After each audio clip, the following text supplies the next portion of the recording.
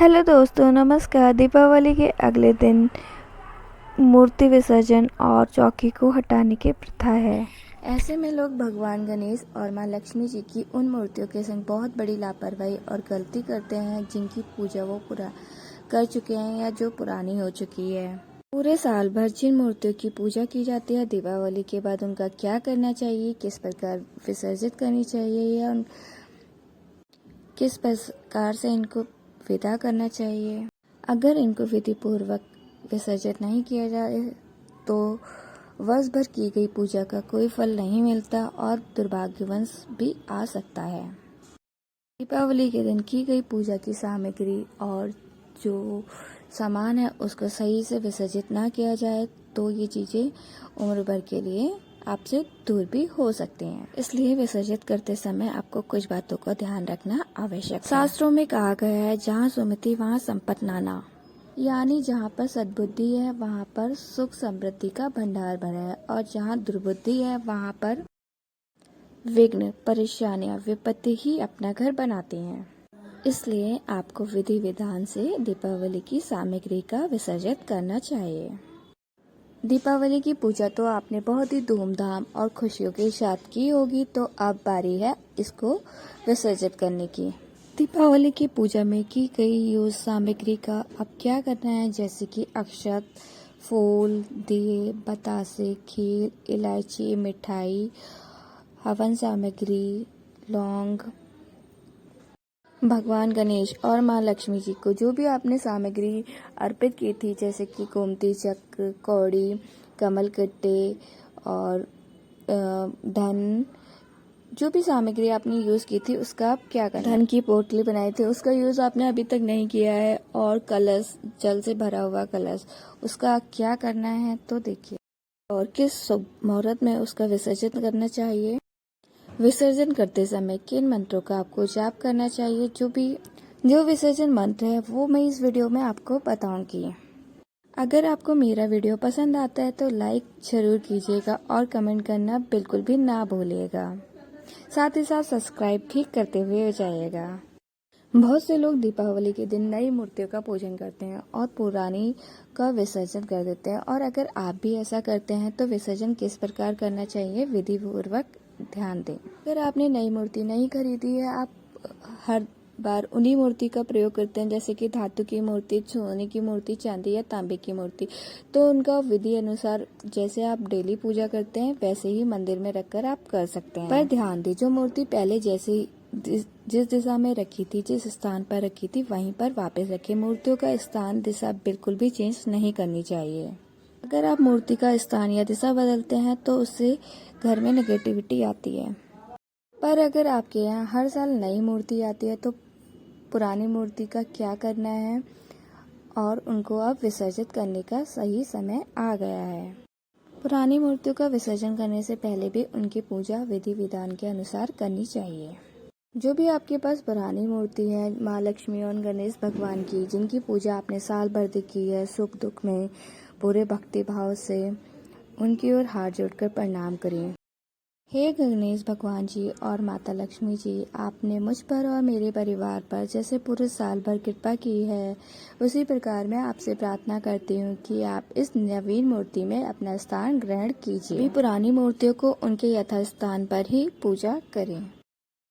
भी नवीन मूर्ति की आपको पूजा करनी है, जैसे भगवान गणेश जी को आपको तिलक लगाकर धूप, घास, पान के पत्ता, इलायची और लड्डू, साबुत सुपारी और घर का बना हलवा, बूंदी के लड्डू और जो भी आपकी श्रद्धा है उसके अनुसार आप भगवान गणेश जी को भोग लगा सकते हैं। इसी प्रकार श्रद्धा भक्ति के साथ माँ लक्ष्मी जी को आप पान के पत्ते के ऊपर घर की बनी खीर, खोए की बर्फी, कमल गट्टा, कमल का फूल या गुलाब का फूल भी भोग स्वरूप रख सकते हैं। इसमें से जो भी सामग्री आपके पास है आप उसको श्रद्धा, भक्ति और विश्वास के साथ माता लक्ष्मी जी को अर्पित कर सकते हैं। इस प्रकार पुरानी मूर्तियों की भी आप तिलक लगाकर फल, मिठाई, फूल और इलायची का भोग लगाकर अर्पित करें। फिर गणेश जी और माता लक्ष्मी जी की स्तुति करें और आरती करें, और पुरानी मूर्तियों को पुरानी मूर्तियों की हाथ जोड़कर स्तुति करें और उनको एक बर्तन में रख दें।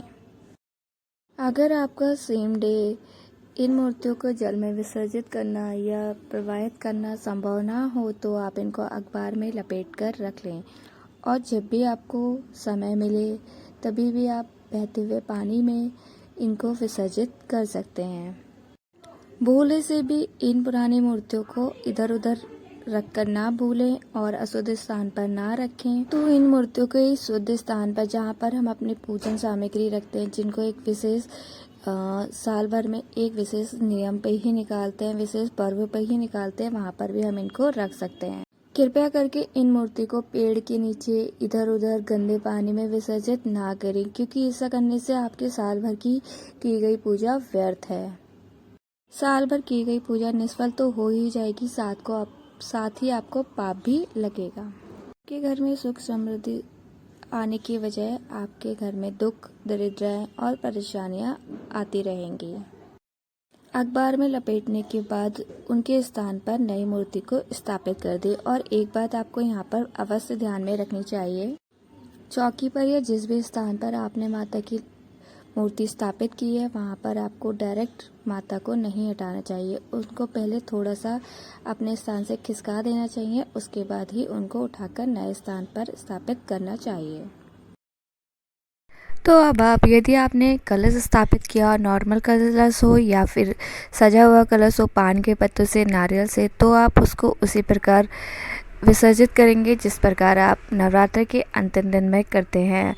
या तो पान के पत्ते और नारियल को या तो बहते हुए जल में प्रभावित कर सकते हैं, या फिर नारियल को आप मंदिर में दे सकते हैं, या फिर आप नारियल को तोड़कर घर में प्रसाद स्वरूप भी बांट सकते हैं। आम के पत्तों को यदि आप विसर्जित ना करना चाहते हो तो किसी भी पेड़ के नीचे या घर पर ही गमलों में या क्यारियों में भी रख सकते हैं। कलश में रखे हुए जल को आप घर के चारों कोनों में छिड़के और मुख्य द्वार पे छिड़के। मुख्य द्वार के दोनों दरवाजों पर छिड़कने के बाद आप बचे हुए जल को थोड़ा थोड़ा घर के सारे सदस्य माथे पर और आंखों पर लगा सकते हैं। इसके बाद भी यदि जल बच जाता है तो आप उसको किसी क्यारी में या गमले में, तुलसी के पौधे या समी के पेड़ में भी डाल सकते हैं। जल को अर्पित करने के बाद जो हल्दी की गांठ और सिक्का रह जाता है, पान की सुपारी रह जाती है, पान की सुपारी और हल्दी की गांठ को तो आप जल में प्रभावित कर सकते हैं और जो सिक्का है उसको आप घर के तिजोरी में रख सकते हैं, जिससे धन संपत्ति की में बरकत होती है। और जो भी आपने अक्षर रखा था वो उन अक्षर को एकत्र करके किसी मिट्टी के पात्र में रखकर या अखबार में रखकर छत पर रख सकते हैं ताकि वो पक्षी खा सकें।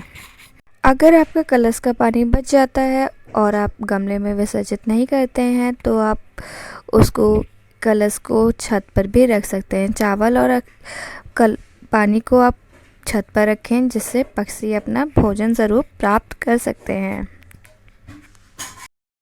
बाकी जो भी सामग्री आपकी बच जाती है जैसे पान, सुपारी, इलायची, फूल, धूप, अगरबत्ती, दिए, उनका विसर्जित आप पानी में कर सकते हैं।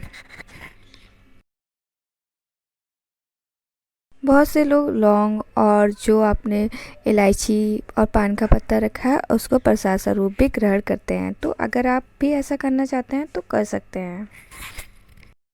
पूजा में की गई बहुत सी सामग्री का यूज़ आप घर में भी विसर्जित करके कर सकते हैं। जैसे कि बहुत सारी सामग्री ऐसी होती है जिनसे नदियों का पानी प्रदूषित होता है, तो नदियों के पानी को प्रदूषित होने से बचाने के लिए कुछ चीज़ों का यूज़ आप घर में भी प्रभावित करके कर सकते हैं। जैसे कि फूलों को अगर आप क्यारी में डाल देंगे तो उसकी खाद बन जाएगी, इससे नदी प्रदूषित भी नहीं होगी और हमें इसका पाप भी नहीं लगेगा। बाकी आपकी जो भी गोमती चक्र, कौड़ी और कमल गट्टा है उसको आप लाल कपड़े में बांधकर तिजोरी में रख सकते हैं। और जो भी आपके घर में कोई शुभ पर्व आता है, कोई बड़ी पूजा होती है जैसे कि कथा हो गई, शादी हो गई या कोई भी लक्ष्मी व्रत हो गया, उसमें आप उनको निकाल कर पूजा में यूज़ कर सकते हैं।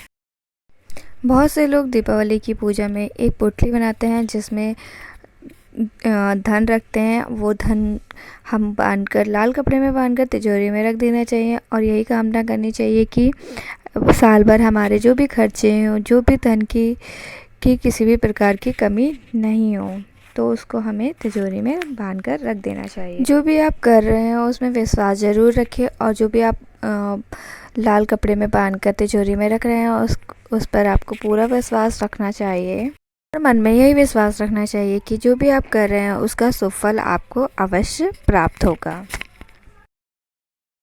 और जो दीपक आपने यूज़ किए हैं मिट्टी के, उनको इधर उधर ना फेंकें, जिससे कूड़े के ढेर में या भी कोई भी अपवित्र जगह। तो इन दीपकों का यूज़ आप घर में किसी और काम के लिए कर सकते हैं, जैसे डेकोरेशन का कुछ सामान बनाने के लिए, या फिर कुछ और जो भी आप बना सकते हैं उनका यूज़ कर लें। और जो भी आपने वो पोस्टर लगाया था माँ लक्ष्मी और गणेश भगवान का, उस पोस्टर को निकाल कर एक पवित्र स्थान पर रख लें, ताकि उसका यूज़ आप अगले साल भी कर सकते हैं। ज़रूरी नहीं है कि आप हर साल वो पोस्टर नया ही लाएं। अगर वो आपका साफ़ सुथरा और नया पवित्र है तो आप उसका हर साल प्रयोग कर सकते हैं। और अगर ख़राब हो गया हो तो आप उसको भी किसी कवर में या फिर कोई अन्य चीज़ में यूज़ कर सकते हैं। और अगर आपकी फ़ोटो फट गई हो तो एक गड्ढा खोद कर या किसी वृक्ष के नीचे उसको रख सकते हैं, क्योंकि उनका पूजन दोबारा नहीं किया जाता है। फटा हुआ पोस्टर या टूटी हुई तस्वीरें, उनका पूजन नहीं किया जाता। अगर आप उनका पूजन करते हैं और घर में रखते हैं तो उसका भी दुष्परिणाम आपको देखने को मिल सकता है।